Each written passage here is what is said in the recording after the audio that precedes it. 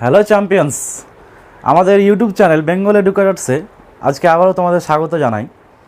তোমরা বোর্ডে দেখতেই পাচ্ছ আজকে আমরা কী চ্যাপ্টার শুরু করব, অংশীদারি কারবার। এই অংশীদারি কারবার এই টার্মটা বা এই ভাষাটার সঙ্গে কিন্তু তোমরা পরিচিত আছো অনেক দিন আগে থেকেই। কারণ গ্রামে হোক বা শহরে হোক এই অংশীদারি কারবার বা পার্টনারশিপে যে ব্যবসা বা বিজনেস, এটা কিন্তু প্রায় সচরাচর দেখা যায়। বাস্তবে কিন্তু এর অ্যাপ্লিকেশন তোমরা অনেকেই দেখেছো, প্রায় সবাই দেখেছো। যেমন এর আগে আমরা কি পড়েছিলাম, সরল সুদ পড়েছিলাম, চক্রবৃদ্ধি সুদ পড়েছিলাম। তো সরল সুদ, চক্রবৃদ্ধি সুদ পুরোটাই কিন্তু প্র্যাকটিক্যাল এক্সাম্পল তোমরা দেখতেই পাও সচরাচর। গ্রামেও দেখা যায়, শহরেও দেখা যায়, তোমাদের এই স্টুডেন্ট লাইফেও দেখা যায়। ব্যাংকে টাকা জমা করতে যাও, সেখানেও সরল সুদ লাগবে, চক্রবৃদ্ধি সুদের কারোর কাছ থেকে লোন নেওয়া হয়। এই সমস্ত ব্যাপার তোমরা দেখেই নিয়েছো। এবার অংশীদারি কারবারটা কি সেটা একটু বলে দিই জাস্ট। অংশীদারি কারবার ইংলিশ টার্মটা হচ্ছে কি, যে পার্টনারশিপ বিজনেস। পার্টনারশিপে ব্যবসা করা হয়। দেখেছো অনেকেই 2-3 জন মিলে একসঙ্গে কোনো একটা ব্যবসায় শুরু করলো। তো পার্টনারশিপ বিজনেস করতে গেলে কি কি জানতে হয়, একটা ব্যাপার থাকে মূলধন। মূলধনটা কি জিনিস,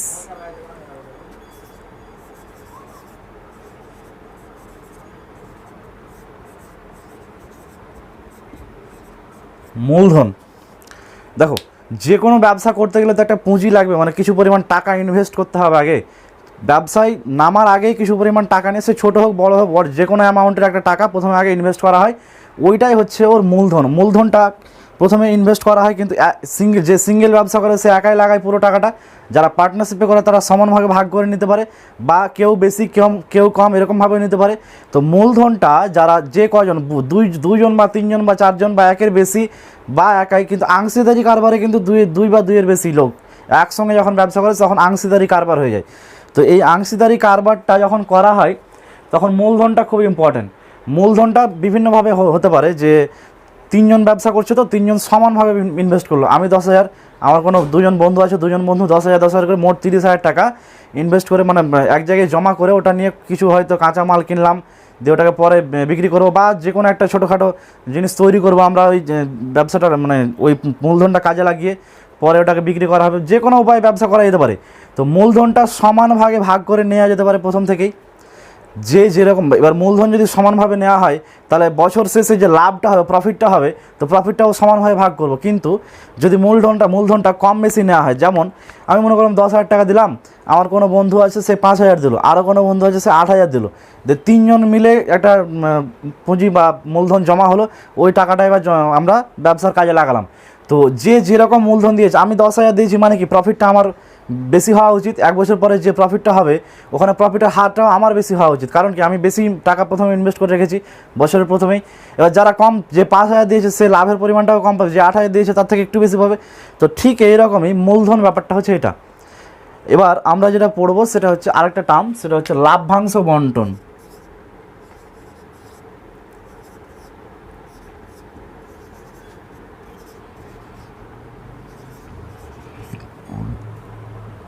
এই যে লাভ্যাংশ বন্টনের ব্যাপারটা বললাম অলরেডি, যে কোনো ব্যবসায় আমি শুরু করি না কেন, মনে করো আমের একটা বাগান কেনা হলো, আমি 10,000, আমার বন্ধু 10,000, আরও একটা বন্ধু 10,000, 3জন মিলে 30,000 টাকা দিয়ে একটা আমের বাগান কিনলাম।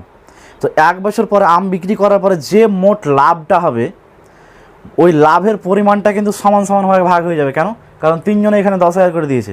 তো 3জন যেহেতু সেম ইনভেস্ট করেছে, সেম মূলধন মানে কাজে লাগিয়েছে ব্যবসার কাজে, ওই জন্য লাভের পরিমাণটা কিন্তু সবাই সমানভাবে ভাগ করে নেবে। কিন্তু যদি লাভের পরিমাণটা, মূলধনের পরিমাণটা কম বেশি হতো, আমি মনে করো 2:1:1 এরকম অনুপাতে আমরা ব্যবসায় মানে পুঁজি লাগিয়েছি, মূলধন লাগিয়েছিলাম। আমি হয়তো দ্বিগুণ টাকা দিয়েছি, সাপোজ আমি এটা 20,000 টাকা দিলাম, আর আমার 2জন বন্ধু 10,000 করে দিয়েছে। তো আমি যেহেতু এখানে 20,000 মানে ডাবল অ্যামাউন্ট দিয়েছিলাম মূলধন লাগানোর সময়, তাহলে আমার এই লাভ বন্টন যখন করব, লাভটা যখন বন্টন করব, তখন কিন্তু আমার লাভের পরিমাণটা বেশি থাকবে। কারণ কি, মূলধনটা বেশি দিয়েছিলাম। তাহলে লাভের বন্টনটা 3-4 রকমভাবে হতে পারে। একটা, যে মূলধন যেভাবে আমরা ইনভেস্ট করেছি, মানে মূলধনের অনুপাতটা ঠিক যেরকম, মূলধন যার বেশি সে বেশি লাভ, যার কম সে কম লাভ, মূলধনের আনুপাতিক ভাগ হার করে তারপর মূলধনের অনুপাতে আমরা লাভটাকে বন্টন করতে পারি একটা। আরেকটা হলো যে সমান ভাগে ভাগ করে নিতে পারি। সমান ভাগে কখন ভাগ করব? যখন দুজনেরই মূলধনটা সেম থাকবে। আমি যদি X টাকা ইনভেস্ট করি, আমার বন্ধুকেও X টাকা ইনভেস্ট করতে হবে। দুজনে যদি সমান টাকা ইনভেস্ট করে থাকি, মানে মূলধন লাগিয়ে থাকি, তাহলে বছর শেষে যে লাভটা হবে তাহলে সবাই আমরা দুজন মিলে ভাগ করে নিতে পারবো। এছাড়াও আরেকটা হতে পারে যে কিন্তু এই সব কারবারে, অংশীদারি কারবারে বছরের প্রথমেই কিন্তু একটা চুক্তি করে নেওয়া হয় যে আমরা লাভটা ঠিক এইভাবে বন্টন করব। তো আরেকভাবে হতে পারে যে যেমন মনে করো তিনজনে সমান ইনভেস্ট করেছে, মূলধনটা সবাই সেম করেছে, 10,000 10,000 10,000, তিনজনে করলাম, তিনজনই বন্ধু কোনো একটা ব্যবসা করলাম। ব্যবসাটা বিভিন্ন রকম হতে পারে, আমের ব্যবসা বললাম একটা, যে কোনো কাঁচামাল আমরা কিনে স্টোর করে রাখতে পারি হিমঘরে, বা একটা প্রাইভেট স্কুল খুললাম মনে করো। তো প্রাইভেট স্কুল আমরা ওপেন করতে গেলে একটা নির্দিষ্ট খরচ আছে, প্রথমে ইনফ্রাস্ট্রাকচার তৈরি করতে হবে, বেঞ্চ লাগবে, তার স্টুডেন্ট ম্যানেজ করার জন্য, অ্যাডভার্টাইজমেন্ট করার জন্য, অনেক প্রচার করার জন্য আমাদের খরচের ব্যাপার আছে। এটা প্রথমে chalk duster, marker, white board ইত্যাদি ইত্যাদি কিনতে হবে। তো হয়তো খরচটা বা মূলধনটা সবাই সেম করেছে, 10,000 10,000 করে 30,000 টাকা খরচ করলাম প্রথমেই। তো খরচ করার পরেও যদি এরকম হয় যে তিনজনের সেম অ্যামাউন্ট দিয়েছে কিন্তু কাজ করছে হয়তো কেউ একজন হয়তো বেশি কাজ করছে, কারণ তার হয়তো ফ্রি অফ টাইম আছে, বাকিরা অন্যান্য কাজে ব্যস্ত, তো তাকে দায়িত্ব দেওয়া হয়েছে তুমি এই কাজগুলো করো, তোমার সঙ্গে আমাদের অন্য একটা ডিল হবে। কীরকম, যে লাভের পরিমাণটা আমরা তো এমনি সমান টাকা যেহেতু দিচ্ছি সমানভাবে ভাগ করবো, ঠিক আছে, কিন্তু তোমাকে এক্সট্রা হয়তো 2,000 টাকা দেওয়া হবে। যেমন এখন নার্সারি স্কুল ওপেন করতে গেলে বা যে কোনো একটা কোচিং সেন্টার, মনে করো প্রাইভেট কোচিং সেন্টার ওপেন করছে, তো কোচিং সেন্টারে প্রথমত মূলধন তো লাগবেই, 10,000 করে তিনজন দিল, 30,000 টাকা দিল, সমানভাবে দিল, কিন্তু এই যে স্টুডেন্টদেরকে ম্যানেজ করার জন্য সময় দিতে হয়, প্রচুর শ্রম দিতে হয়, সময় দিতে হয়, স্টুডেন্টদের ম্যানেজ করতে হবে, প্রথমে স্টুডেন্টদেরকে বোঝাতে হবে কোচিং সেন্টারে বা স্কুলে ভর্তি করার জন্য, গার্জেনদের সঙ্গে কথা বলতে যেতে হবে, এছাড়াও ক্লাসরুমগুলো ঠিকঠাক মেনটেন করতে হবে, বেঞ্চগুলো ম্যানেজ করতে হবে, তারপরে আরও যেমন হচ্ছে যে টিচার ম্যানেজ করা, যে কোনো প্রাইভেট স্কুলের টিচার ম্যানেজ করাটা একটা ভাইটাল পয়েন্ট। তো টিচার ম্যানেজ করতে গেলে শ্রম লাগবে, কথোপকথন করতে হবে, বিভিন্ন সময় অন্যান্য দিকে সময় দিতে হবে। এবার ক্লাসরুমের যে স্টুডেন্টগুলো সবাই থাকবে তাদের বিভিন্ন রকম প্রবলেম আসতে পারে, সেগুলো সলিউশন করতে হবে, বেতন কালেকশন করতে হবে, স্টুডেন্টের কাছ থেকে বেতন কালেকশন করা, এটা একটা বিশাল চাপের ব্যাপার। তো এই সমস্ত কাজ, এক্সট্রা কাজ যেগুলো, সেগুলো দেখা গেলে একজনকে দায়িত্ব দেওয়া আছে। ওই লোকটা বা ওই ছেলেটা যে এই কাজটা করছে, এক্সট্রা সময় দিচ্ছে অন্যান্যদের থেকে, দুজন সমান অ্যামাউন্ট দিয়ে দিয়েছে, কিন্তু কাজ হয়তো একজন বেশি করছে, তো তার জন্য তো একটা এক্সট্রা প্রফিট থাকা উচিত, তাই না? তখন ওই বছরের প্রথমে চুক্তি হয়ে যাবে যে লাভটা যখন হবে, মানে বছর শেষে যে পরিমাণ লাভটা হবে তার থেকে দেখালো 2,000 টাকা আগেই ওকে দিয়ে দেওয়া হবে। কী স্বরূপ? এটা সাম্মানিক ভাতা স্বরূপ। ও যেহেতু এক্সট্রা পরিশ্রম করেছে, এক্সট্রা সময় দিয়েছে, সেই জন্য সম্মান স্বরূপ বা সাম্মানিক ভাতা, এটাকে বলে ভাতা, এই ভাতা স্বরূপ আগেই ওকে ওখান থেকে 2,000 টাকা দিয়ে দেওয়ার পরে যে টাকাটা থাকবে সেইখান থেকে তখন ওরা মূলধনের সমান হারে তখন লাভটাকে ভাগ করবে। মূলধন সমান দিয়েছে, কিন্তু যেহেতু শ্রমটা বা সময়টা বেশি দিয়েছে, ওই জন্য ওখান থেকে আগেই ওকে ভাতা স্বরূপ আগে দিয়ে দেওয়ার পরে তখন লাভটাকে বন্টন করা হয়। এটা একটা হতে পারে, বোঝা গেল? তাহলে চুক্তি করে আমরা বিভিন্নভাবে লাভাংশ বন্টন করতে পারি। এটা প্রথমেই কিন্তু ঠিক হয়ে যায় যে কীভাবে কী করতে হবে। তারপরে মানে এই যে ব্যাপারটা বললাম এক্সট্রা দেওয়া হচ্ছে যেটা, সেটাকে বলা হয় ব্যবসার সাম্মানিক ভাতা। যারা বেশি পরিশ্রম করে বা যারা এক্সট্রা সময় দেয় তাদেরকে বলা হয় এই ব্যাপারটাকে সাম্মানিক ভাতা বলা হয়, বোঝা গেল? এবার আর একটা জিনিস তোমাদের বুঝে নিতে হবে, সেটা হলো যে অংশীদারি কারবারটা কিন্তু দু রকম হতে পারে। এক, সরল অংশীদারি কারবার হতে পারে, আরেকটা হচ্ছে মিশ্র। এই দুটো ব্যাপার একটু আলাদা। যেমন হচ্ছে যে আমরা এমনি মূলধন ইনভেস্ট তো করবো, তো এখানে মনে করো 10,000 করে তিনজনে টাকা দিল, কিন্তু তিনজনে বছরের প্রথম দিনেই একসঙ্গে টাকাটা দিয়ে দিয়েছে জমা। মানে জানুয়ারি মাসের 1 তারিখে দেখা গেল তিনজনেই 10,000 করে 30,000 টাকা মূলধন রেখে দিল ব্যবসার কাজে লাগানোর জন্য, বছরের প্রথম থেকে ওই টাকাটা পুরো 1 বছর ধরে খাটবে। এবার এই রকম যদি হয়, সমান অ্যামাউন্ট কিন্তু সমান সময়ের জন্য যদি রেখে দেওয়া হয়, সমান সময় ধরে যদি খাটানো হয়, সমান সময়ের ব্যবধানে যদি নিয়োজিত করা হয় ব্যবসার কাজে, তখন সেই সম্পর্কটা বা সেই কারবারটা হচ্ছে সরল অংশীদারি কারবার।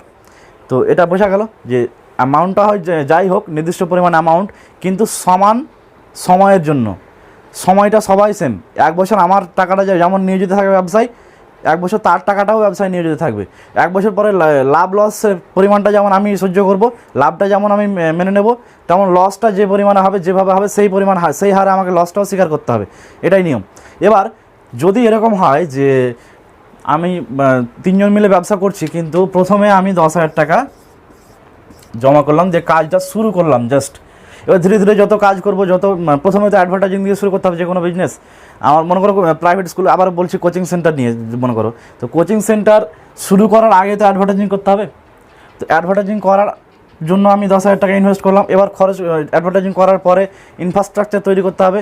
তো আমার দেখা গেল 3 মাস পর আরও একজন বন্ধু আছে, সে 10,000 টাকা দিল, 3 মাস পর দিল ওটা টাকা, 3 মাস পরে সে দিল। আর আরও 3 মাস পর দেখা গেল যে আরও একজন বন্ধু আছে যে আরও 10,000 টাকা দিল। তাহলে আমি যে টাকাটা দিয়েছিলাম বছরের প্রথম দিনে সেটা 1 বছর ধরে খাটবে, 1 বছর ধরে ব্যবসায় থাকবে। আর 3 মাস পর যে দিল তার টাকাটা তো 9 মাস থাকবে, তাই না? 3 মাস তো অলরেডি পার হয়ে গেছে। তারপরে আরও 3 মাস পর যে দিল তার টাকাটা তো 6 মাস ধরে খাটবে। তো যেহেতু আমার টাকাটা বেশি দিন ধরে ব্যবসায় নিয়োজিত হয়ে থেকেছে, মানে এখানে আমাদের এই 3 জনের ব্যবসায়, তো আমার যেহেতু টাকাটা বেশি দিন ধরে থেকেছে, তো লাভটা তো আমাকে বেশি নিতে হবে, এটাই তো হওয়া উচিত। লাভের পরিমাণটা আমারই বেশি হবে, কারণ আমার এই 10,000 টাকাটা 1 বছর ধরে ব্যবসায় থেকেছে, কাজে লাগানো হয়েছে। তো আমার লাভের পরিমাণটা বেশি হবে। যে 3 মাস পর দিয়েছে তারটা একটু কম হবে, তাই না? তা আরও 3 মাস পর যে দিয়েছে 10,000 টাকা, তারটা 6 মাস ধরে কেটেছে, তো লাভের পরিমাণটা তখন সেম হবে না, তখন অন্য রকম হবে। তো এই রকম কন্ডিশন যখন আসবে যে আগে পরে টাকা ইনভেস্ট করা হবে, বা 10,000 টাকা আমি এখন দিলাম বছরের প্রথমে, 6 মাস পরে আরও 5,000 টাকা দিলাম, 15,000 টাকা করে দিলাম, তো ওই 10,000 টাকা কিন্তু 6 মাস খাটলো, কিন্তু আমার 15,000 টাকাটা বাকি 6 মাস খাটলো, তাই না? তো এইরকম ক্ষেত্রে যখন সময়ের ব্যবধানটা সমান থাকবে না, সময়টা সবার ক্ষেত্রে সমান থাকবে না, তখন কি করা হয়, তখন একটা নির্দিষ্ট টাইম মেনটেন করা হয় যে প্রত্যেকেরই কিন্তু 1 মাসের হিসেবে মূলধনটা বার করে নেওয়া হয়। কীভাবে? আমার এই যে 10,000 টাকাটা আমি 1 বছর ধরে খাটালাম, তো এই 1 বছর ধরে খাটানোর পরে যে লাভটা পাবো, ওই লাভটা যদি আমি 1 মাসেই পেতে চাই, এর টাকাটা ক মাস খাটছে? 9 মাস। এর টাকাটা ক মাস খাটছে? 6 মাস। তো আমার টাকাটা ক মাস খাটছে? 12 মাস। তো প্রত্যেকেই যদি একটা নির্দিষ্ট সময় আমি নিয়ে আসতে চাই, প্রত্যেকে আমি 1 মাসের হিসেবে করতে চাইছি, তো আমার এই টাকাটা যেহেতু 12 মাস কেটেছে, তো ওইটাকে 12 দিয়ে গুণ করে দিলাম। আর এই টাকাটা যেহেতু 9 মাস কেটেছে, এই টাকাটা যদি 6 মাস কেটেছে, 6 দিয়ে গুণ। 1 মাসেই যদি এই প্রফিটটা আমি পেতে চাই, তাহলে এই রকম মূলধনটা আমাদের হওয়া উচিত ছিল, তখন এই মূলধনটা হওয়া উচিত ছিল। যদি এই টাকাটা, মানে দ্বিতীয় বন্ধুটা যদি এই 9 মাসের যে লাভ পেত, ওই লাভটা যদি 1 মাসেই পেতে চাই, তাহলে ওকে এই 9 দিয়ে গুণ করলাম, দিয়ে 9,000 টাকা এই মূলধনটা হওয়া উচিত ছিল। যে 6 মাস ধরে খাটাচ্ছে, ওর টাকাটা এই 10কে 9,000 না, এটা হচ্ছে 90,000, এটা হচ্ছে 60,000। মূলধনটা 1 মাসের হিসেবে যখন করব, তখন আমরা কি করব, মূলধনের সঙ্গে ওই মাসটা, মানে ওই সময়টাকে গুণ করে দিয়ে 1 মাসের হিসেবে করা হয়। এটা যখন বাস্তবে অ্যাপ্লিকেশন করব, অঙ্ক অনেকগুলো আছে এরকম নিয়মে, মিশ্র আনুপাতিক কারবার হিসেবে যখন অ্যাপ্লিকেশন করব, তখন তোমরা বুঝে যাবো অলরেডি। জাস্ট এইটুকু জেনে রাখো, মূলধন কী জিনিস, লাভ্যাংশ বন্টন কী শর্তে করা যেতে পারে, আর সাম্মানিক ভাতা হিসেবে কি হয়, আরটা হচ্ছে যে সরল অংশীদারি কারবারটা কি, আর মিশ্র অংশীদারি কারবারটা কি। বোঝা গেল? এইটুকু থিওরি তোমরা মনে রাখো, এরপরে আমরা অঙ্কগুলো করব, তখন পুরো ক্লিয়ার হয়ে যাবে যখন অ্যাপ্লিকেশনগুলো দেখাবো তখন। এবার আমরা প্রবলেমগুলো সলভ করতে শুরু করি নাকি। দেখো, তোমাদের বইয়ে 199 পেজ অংশীদারি কারবার, এখানে একটা অঙ্ক আছে যে সুলেখা 2 নম্বর, প্রয়োগ নম্বর 2, দেখো, সুলেখা, জয়নাল এবং শিবু যথাক্রমে 5,000, 4,500 এবং 7,000 টাকা দিয়ে ব্যবসা শুরু করলো। তো বৎসরান্তে যদি 11,550 টাকা লাভ হয়ে থাকে, তাহলে লাভের টাকা কে কত পরিমাণে পাবে? দেখো, যদি এরকম যদি প্রবলেম থাকে যে কে কত টাকা করে দিয়েছে সেটা বলে দেওয়া আছে, কিন্তু লাভটা কি শর্তে নেবে সেটা বলে দেওয়া নেই, কোনো শর্ত দেওয়া নেই যে কী শর্তে লাভটাকে বন্টন করতে হবে। তখন আমাদের ধরে নিতে হবে যে মূলধনের যে পরিমাণটা আছে, মূলধনের অনুপাত হিসাবে আমাদেরকে এই লাভের পরিমাণটা ভাগ করতে হবে। কীভাবে? যে 2,000 টাকা দিয়েছে, যে একজন 2,000, একজন 1,000, একজন 500 টাকা দিয়েছে, তো লাভের পরিমাণটা কীভাবে বন্টন হবে? মূলধনের পরিমাণ অনুপাতটাকে করতে হবে আগে। মনে করো 2,000 আর একজন 1,000 দিয়েছে, আর একজন 500 দিয়েছে। তো এটাকে যদি আমি ছোটো করতে চাই, তাহলে 4 আর 2 আর 1 এরকম হবে, তাই তো? যদি লঘিষ্ঠ আকারে পরিণত করি, 4, 2 আর 1, তাহলে এই অনুপাতেই কিন্তু লাভটাকেও বন্টন করতে হবে। লাভের 4 ভাগ পাবে, 2 ভাগ পাবে ও, আর 1 ভাগ পাবে। এই আনুপাতিক ভাগ আর আমরা বার করতে পারি।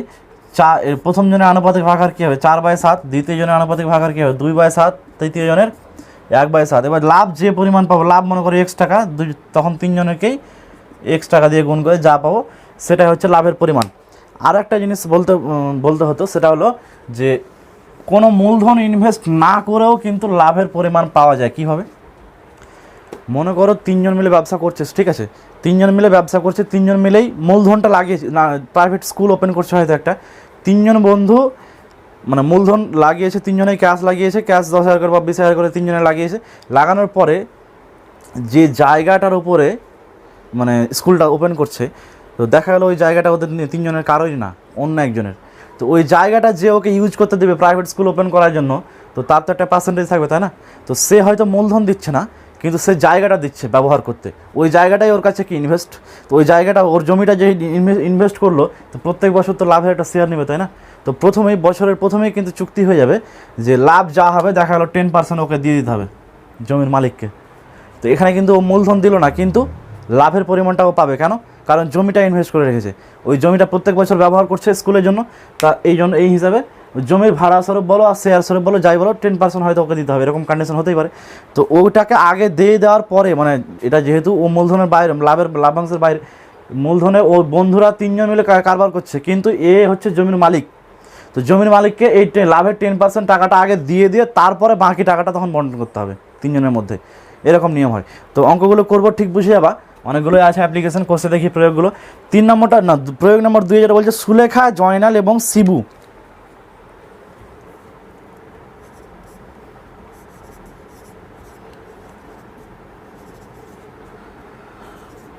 সুলেখা,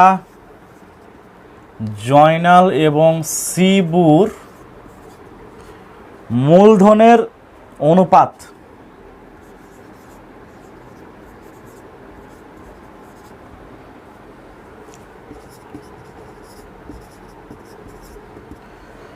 মূলধনের অনুপাত সমান হচ্ছে, কি কি আছে, প্রথমে দিয়েছে 5,000 টাকা একজন, তারপরে 4,500 টাকা, তারপরে 7,000 টাকা দিয়েছে। তো এটাকে যদি আমি লঘিষ্ঠ আকারে পরিণত করি অনুপাতটাকে, তো এখানে 2 শূন্য 2 শূন্য 2 শূন্য বাদ দিয়ে কী থাকলো, 50 অনুপাত 45 অনুপাত 70। 5 দিয়ে কাটলে 5 10 50, 5 9 45 আর 5 14 70। তাহলে 10 অনুপাত 9 অনুপাত 14, এইটা হচ্ছে ওদের মূলধনের অনুপাত। এবার লাভ হয়েছে কত টাকা, 11,550 টাকা। এখানে যেহেতু লাভ্যাংশ বন্টনের কোনো শর্ত দেওয়া নেই, তাহলে আমাকে কী করতে হবে বললাম, মূলধনের অনুপাতের উপর নির্ভর করে আমাকে লাভটাকেও বন্টন করতে হবে। তাহলে আমাকে আনুপাতিক ভাগহারটা আগে বার করতে হবে। এখান থেকে সুলেখার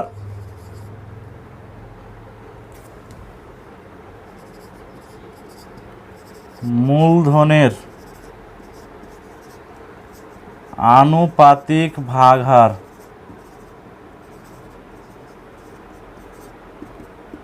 সমান, আনুপাতিক ভাগহার বার করতে তোমরা অনেক আগে থেকেই জানো, যখন যারটা করব সেটা উপরে লবে লিখবো আর বাকি সব কটাকে যোগ করে নিচে লেখা হয়। তাহলে কী হবে, 10 প্লাস 9 প্লাস 14, নিচেরটা যোগ করে কী হবে, 24, 24 আর 9 30 33, তাই না? হ্যাঁ, 24 আর 9 কত হচ্ছে, 6 আর 3 9, হ্যাঁ, তাহলে 10/33। এটা হলো সুলেখার মূলধনের আনুপাতিক ভাগহার। ঠিক তেমনই এবার জয়নালের আনুপাতিক ভাগহারটা কি হবে, 9/33 হবে, তাই তো? 9টা উপরে আর বাকি সবকটা যোগ নিচে। আবার সেমভাবে এবার শিবুর আনুপাতিক ভাগহার হবে 14/33। ওকে, এবার যেটা করব সেটা হলো যে মূলধনের পরিমাণটা কে কত পাবে, তাই না? বছরের শেষে 11,550 টাকা লাভ হয়েছে, তাহলে লাভের পরিমাণটা কে কত করে পাবে? তাহলে সুলেখার লাভের পরিমাণ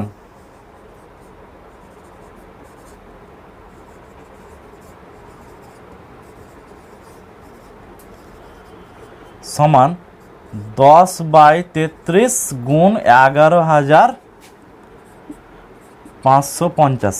ওকে, এবার 11 দিয়ে যদি কাটি আমি, এটা কী হবে বলো, 3 11 33 আর 11 1 11, 0 5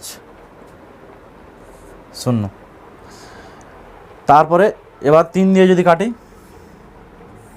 3 3 9, 3 5 15 0, তাহলে কত হলো, 350 আর 10 গুণ করলে 3,500 টাকা। এটা কার জন্য পেলাম? সুলেখার মূলধন। এবার উপরেরটা মুছে দিচ্ছি, উপরেরটা মুছে দিয়ে আমি পরেরগুলো করছি। জয়নালের লাভের পরিমাণ কত হবে, শিবুর লাভের পরিমাণ কত হবে, এটা উপরেরটা মুছে দিচ্ছি। দেখো সেমভাবে এখন আমি লিখতে পারি যে অতএব জয়নালের লাভের পরিমাণ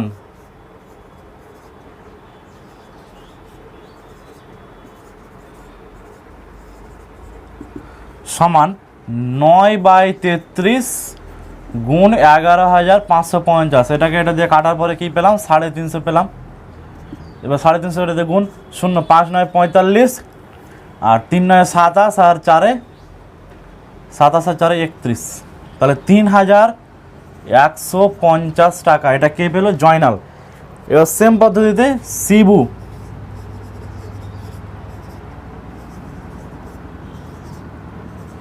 শিবুর লাভের পরিমাণ সমান 14/33 ইন্টু 11,550। এটা কাটার পরে 350 আসবে। এটা 14 দিয়ে গুণ করলে 5 14 70, 3 14 42 আর 42 আর 7 49, তাহলে 4,900 টাকা এটা পাবে কে?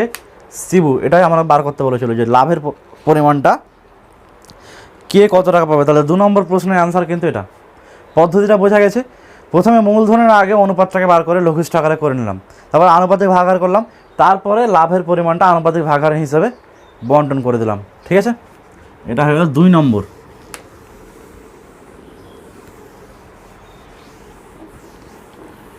এবার আমরা 3 নম্বরের দিকে দেখব। দেখো আমাদের গ্রামের মিতা দিদি, সাহানা দিদি এবং অমল কাকু যথাক্রমে 15,000, 10,000 এবং 17,500 টাকা নিয়ে মূলধন নিয়ে জ্যাম জেলির ব্যবসা শুরু করেছে।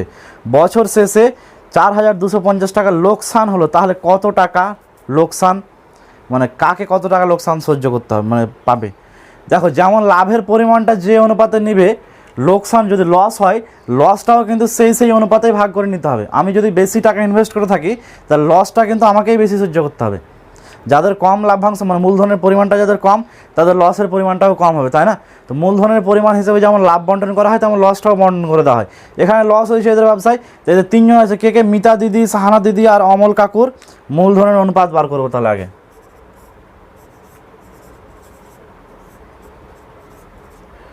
মিতা দিদি,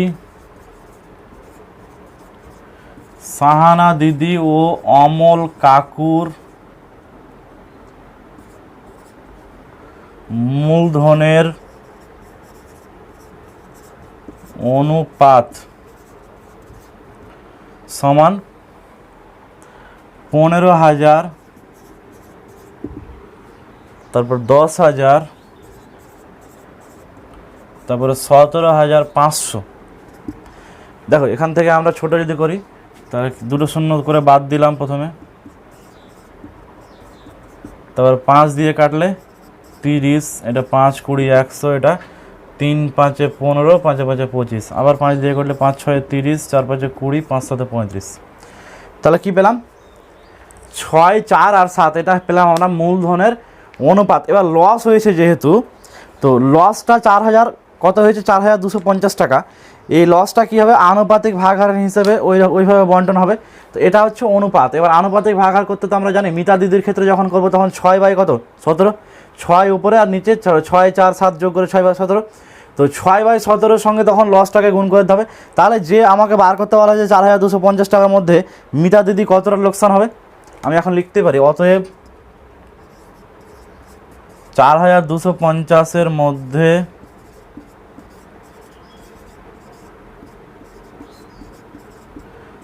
মিতা দিদির লোকসান সমান 6/17 ইন্টু 4,250। এবার এটাকে 17 দিয়ে যদি কাটি, তো আমি কী পাবো? 17 দিয়ে কাটো, 17 দিয়ে 34, 6 দিয়ে 8, 5 7 85, কেটে যাবে। এটা 17 দিয়ে 34, 5 17 85, 0 আর 0 5 6 30, 6 দিয়ে 12 আর 3 15, 1,500 টাকা লোকসান হবে কার? মিতা দিদির লোকসান হবে। ঠিক এভাবে, ঠিক সেমভাবে অতএব সাহানা দিদির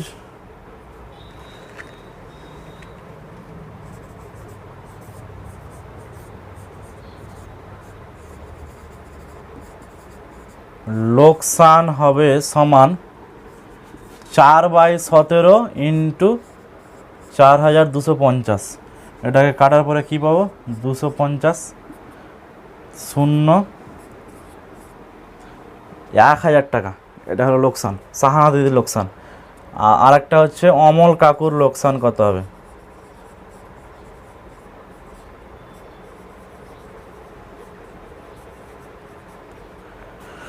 অমল কাকুরটা হবে 7/17 ইন্টু 4250। এটা কেটে দিলাম, দিয়ে কত হলো? 250। তাহলে 0 5 7 35, 7 দিয়ে 14 আর 3 17,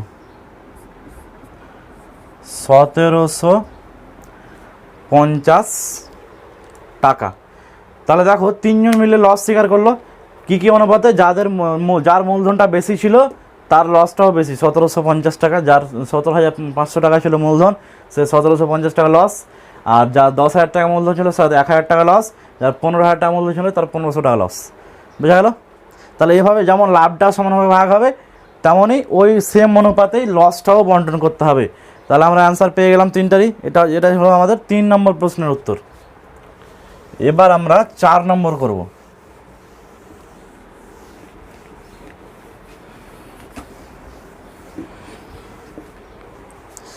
দেখো 4 নম্বরটা কি বলছে? মারিয়া এবং সায়ন যথাক্রমে 25,000 এবং 35,000 টাকা মূলধন নিয়ে অংশীদারি কারবার নিম্নলিখিত শর্তে শুরু করলো। কি শর্ত?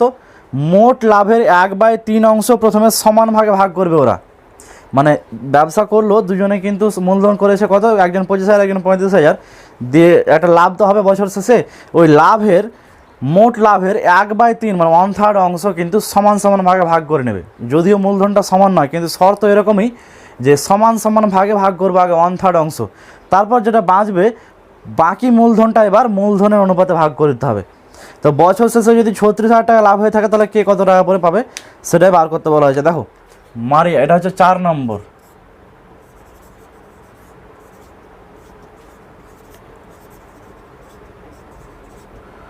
মারিয়া ও সায়নের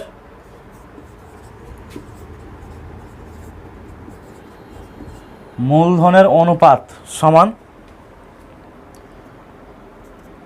মূলধনের অনুপাতটা লিখে দিচ্ছি এখানে। একজন হলো 25,000, একজন হলো 35,000। এখান থেকে 25 35, 5 দিয়ে কাটলে 5 5 25, 5 7 35, 5:7। এটা হলো মূলধনের অনুপাত। এবার লাভ হয়েছে কত টাকা? দেখো 36,000 টাকা মোট লাভ।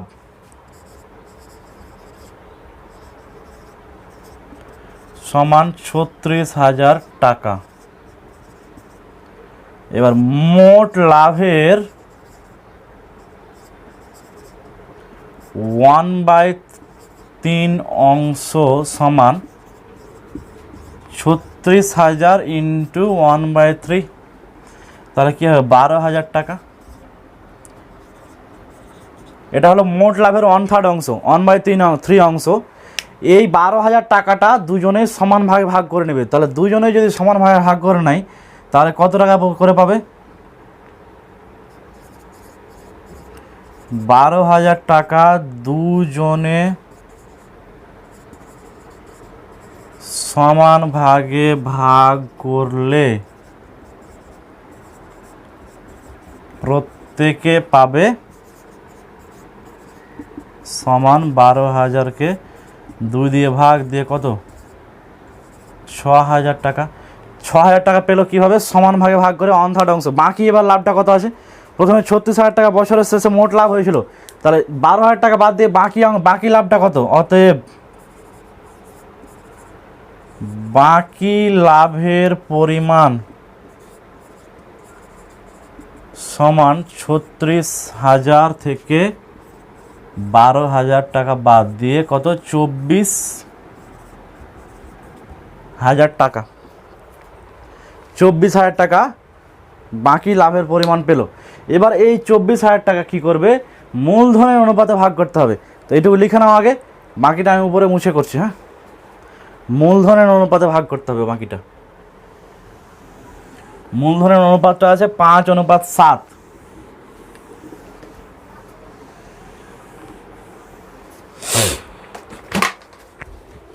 তো মারিয়ার আনুপাতিক ভাগ হার কী হবে দেখো,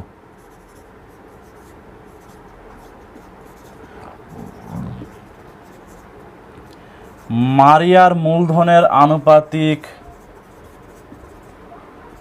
ভাগ হার সমান 5/12 হবে। 5 আর 7 ছিল, তো 5 বাই নিচে 5 + 7 = 12। আর সায়নের কি হবে,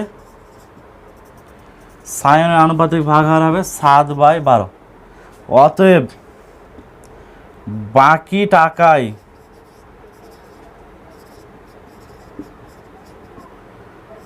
মারিয়ার লাভের পরিমাণ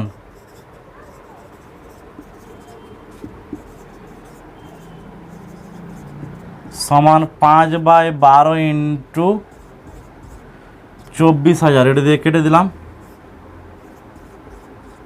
2,000 দিয়ে 5 দিয়ে 10,000 টাকা। ঠিক তেমনই অতএব বাকি টাকায় এবার সায়নের লাভের পরিমাণ কত হবে, 7/12 ইন্টু 24,000 টাকা। এটা কাটলাম 2,000 হলো, তাহলে 14,000। এবার মোট লাভ কে কত টাকা পেলো, তাহলে প্রথমে কিন্তু 6,000 টাকা করে ভাগ পেয়েছিল দুজনেই, তাই না? আর এখন মারিয়া পেলো 10,000 আর সায়ন পেলো 14,000। তাহলে মারিয়ার মোট লাভ, অতএব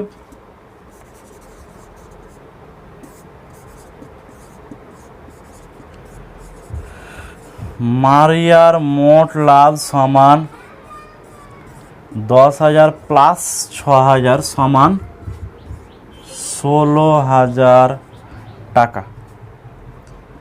আর সায়নের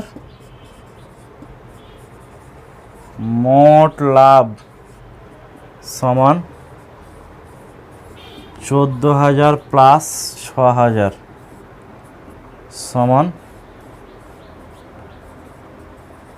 20,000 টাকা। এটা হলো আমাদের 4 নম্বর প্রশ্নের উত্তর।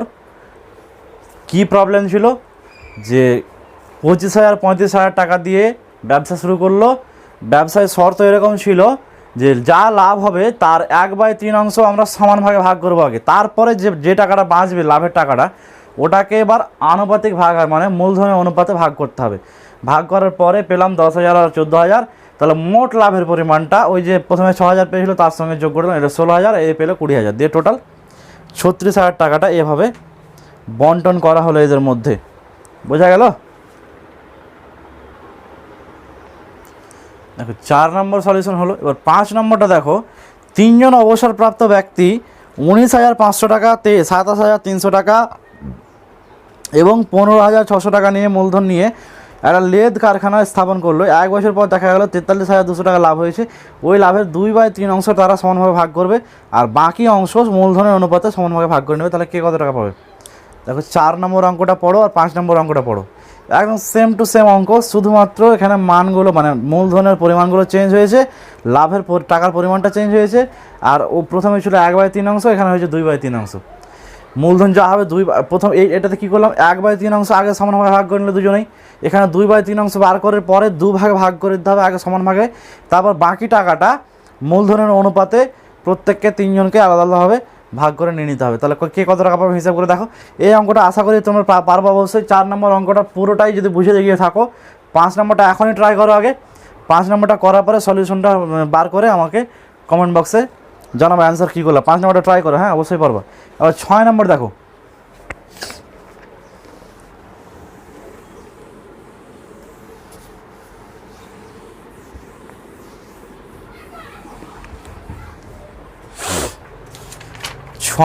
বলছে অভ্র, তানবীর, অমৃতা ও তথাগত 4 বন্ধু মিলে 15,000, 21,000, 30,000 এবং 45,000 টাকা মূলধন নিয়ে মূলধন নিয়োগ করে নিম্নলিখিত শর্তে একটা অংশীদারি কারবার শুরু করলো। কি শর্ত?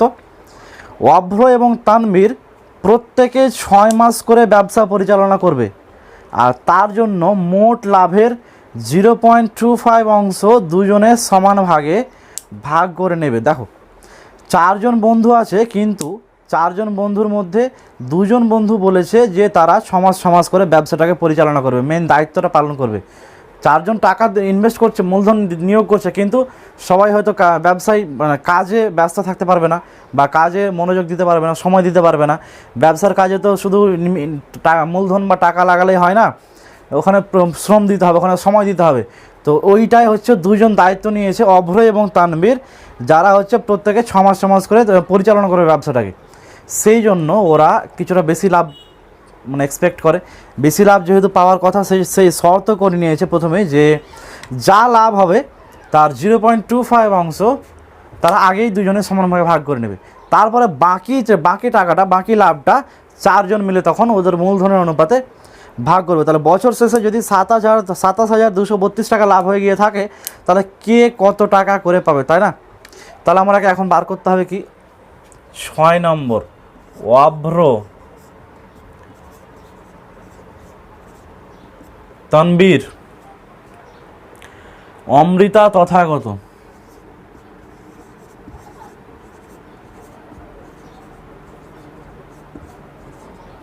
চারজনের মূলধনের অনুপাত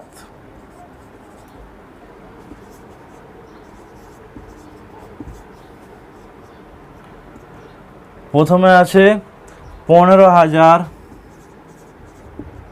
তারপরে 21,000, 30,000, তারপরে 45,000। সব 3টে শূন্য কেটে দিলে এটা 15, 21, 30, 45। 3 দিয়ে কাটলে 3 5 15, 3 7 21, 3 10 30, 3 15 45। এটা হলো 4 জনের মূলধনের অনুপাত। মোট লাভ কত দিয়েছে দেখো, 27,332।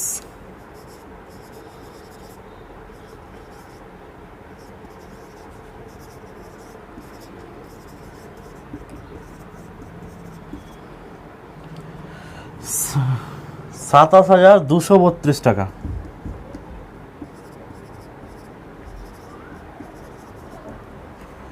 ঠিক আছে, এবার এই মোট মূলধনের 0.25 অংশ কে নেবে?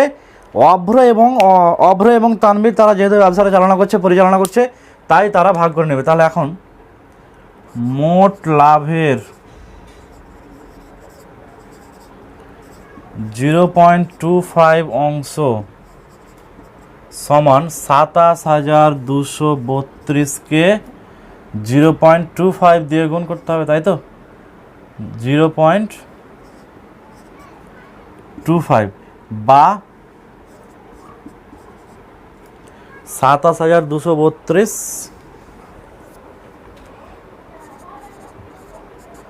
ইন্টু 25/100। ঠিক আছে, তো 25/100 করলে কি হবে? এটা 4 হয়ে গেল, আর এই 4 দিয়ে এটা কাটি, তাহলে 4 5 4 6 24, 4 6 24 হলো 3, 4 8 32, 0 4 8 32। তাহলে কি পেলাম?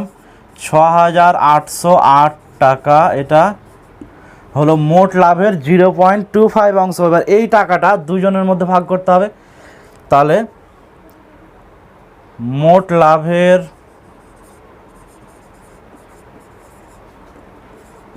0.25 অংশ অভ্র ও তানভীর সমান ভাগে ভাগ করলে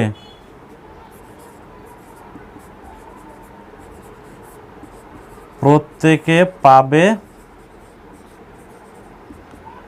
6,808কে 2 দিয়ে ভাগ, যে 3,404 টাকা করে পাবে, তাই তো? এটা হলো 2 জন মিলে পেল। এবার বাকি অংশটা, লাভের বাকি অংশটা 4 জনের মধ্যে ভাগ করে দিতে হবে। উপরেরটা মুছে দিচ্ছি আমি এখন।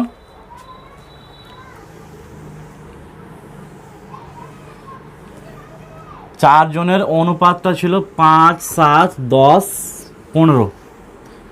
5, 7, 10, 15। দেখো বাকি লাভ, অতএব বাকি লাভের পরিমাণ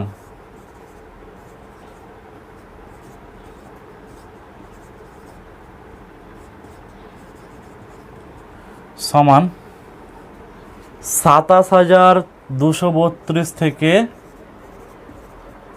6,808 টাকাটা বাদ দিয়ে দিতে হবে।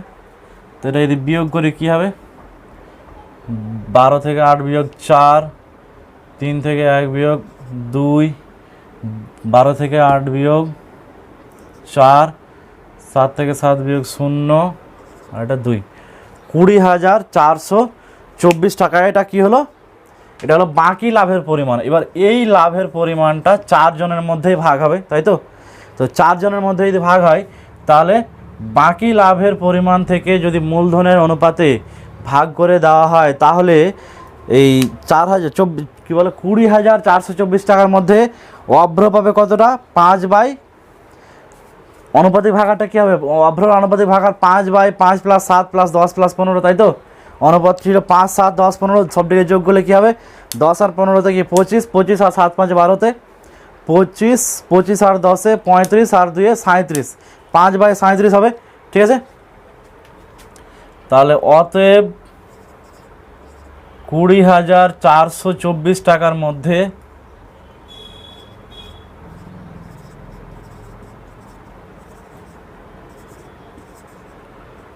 অভ্র পাবে, এটা আনুপাতিক ভাগ হার হিসাবে পাচ্ছে কিন্তু মূলধনের হিসাবে, এই টাকাটা মূলধনের হিসাবে ভাগ হবে। তো আনুপাতিক ভাগ হারটা অভ্রর জন্য কত ছিল, 5/37 ইন্টু 20,424, তাই তো? তাহলে এই টাকাটা এবার আমি মানে ভাগ করে দেখতে হবে কত হচ্ছে। তো এটাকে ভাগ করে দেখো আগে। 20,424কে যদি 37 দিয়ে ভাগ করি কত পাবো দেখো,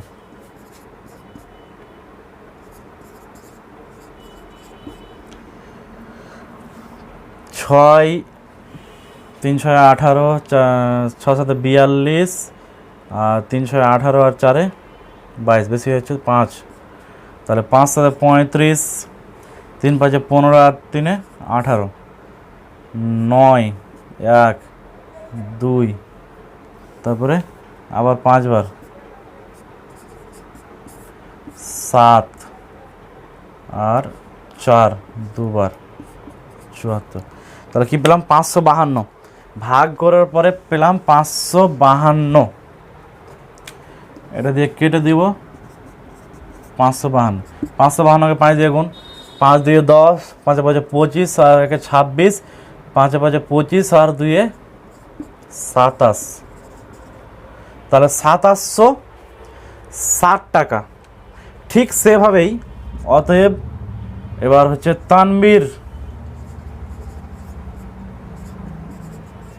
তানবীর পাবে কত টাকা, ও তানবীরের আনুপাতিক ভাগ আর ছিল 7/37 ইন্টু 20,424 কাটলাম।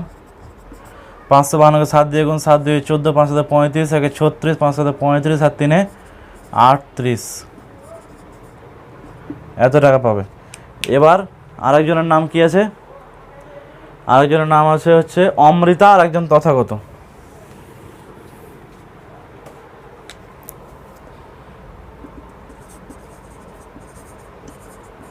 অমৃতা পাবে 10/37 ইন্টু 20,424, তাই তো? এটা কাটলাম 552, 10 দিয়ে গুণ করে কি পাবো, 5,520 টাকা। আরেকজন আছে তথাগত, তথাগত পাবে 15/37 ইন্টু 20,424, এটা কেটে দিলাম, 15 দিয়ে 30, 5 15 75, আর 3 78, 8 হাতে 7, 5 15 75 আর 7 82। দেখো 4 জনের কিন্তু মূলধনের আনুপাতিক ভাগ হার হিসেবে আমরা লাভ্যাংশটা বার করে নিয়েছি 20,424 টাকার মধ্যে প্রত্যেকে এত টাকা করে পাবে। কিন্তু প্রথম দুজন মানে অভ্র আর তানবীর প্রথমে কত টাকা করে পেয়েছিল? অভ্র আর তানবীর প্রথমেই কিন্তু 3,404 টাকা করে আগেই পেয়ে গিয়েছিল। কেন? কারণ 0.25 অংশ তারা সমানভাবে ভাগ করে নিয়েছিল।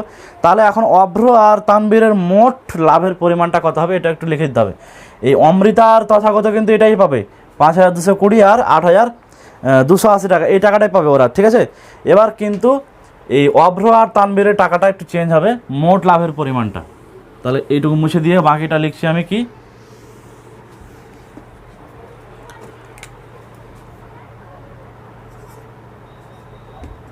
অতএব অভ্র ও তানবীরের মোট লাভের পরিমাণ যথাক্রমে, দেখো এই এটা কত পেয়েছিলাম আমি অভ্রর সময়, বলো অভ্রর প্রথমে এখানে লাভ কত পেয়েছিলাম, মানে 20,424 টাকার মধ্যে লাভ পেয়েছিলাম ওর 760 টাকা, মানে 2,760 টাকা। আর পূর্বেই 0.25 অংশটা যেটা পেয়েছিল সমানভাবে ভাগ করে তখন পেয়েছিল 3,404 টাকা। তাহলে মোট কত পেল,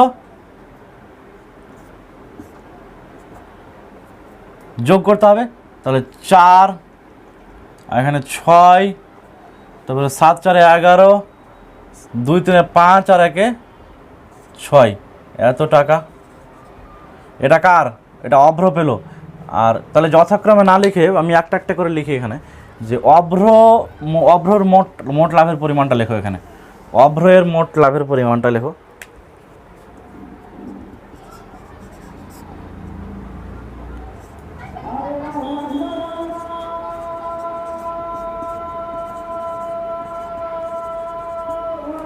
অভ্রের মোট লাভের পরিমাণটা হলো 6,164 টাকা।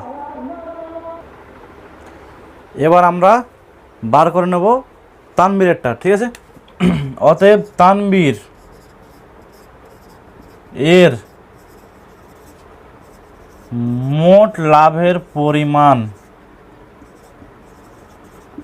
সমান, এখানে 20,424-এর মধ্যে ভাগে পেল ও 3,864 টাকা, আর আগে পেয়েছিল 3,404 টাকাটা যোগ করে নিতে হবে।